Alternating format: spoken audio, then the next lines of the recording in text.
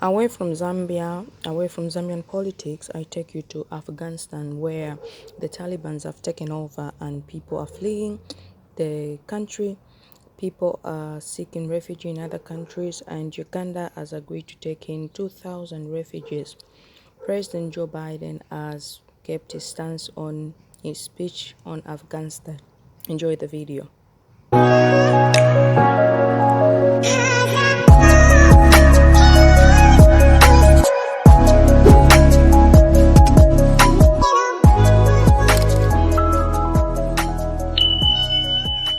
I stand squarely behind my decision.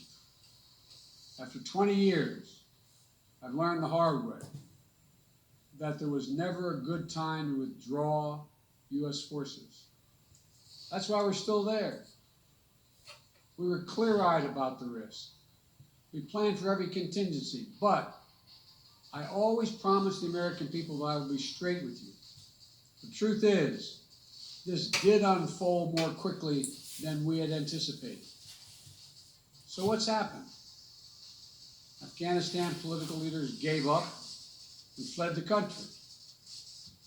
The Afghan military collapsed, sometime without trying to fight.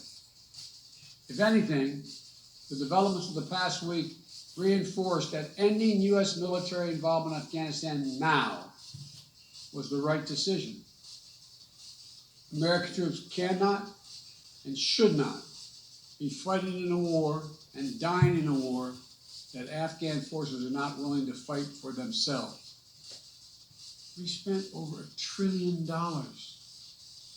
We trained and equipped an Afghan military force of some 300,000 strong. We gave them every chance to determine their own future. What we could not provide them was the will to fight for that future. If Afghanistan is unable to mount any real resistance to the Taliban now, there is no chance that 1 year, 1 more year, 5 more years, or 20 more years, the U.S. military boots on the ground would have made any difference. Our mission in Afghanistan was never supposed to have been nation building. It was never supposed to be creating a unified, centralized democracy. Our only vital national interest in Afghanistan remains today what it has always been: preventing a terrorist attack on America's homeland. I'm now the 4th American president to preside over war in Afghanistan. 2 Democrats and 2 Republicans. I will not pass this responsibility on to a 5th president. I will not mislead the American people by claiming that just a little more time in Afghanistan will make all the difference. Nor will I shrink from my share of responsibility for where we are today and how we must move forward from here.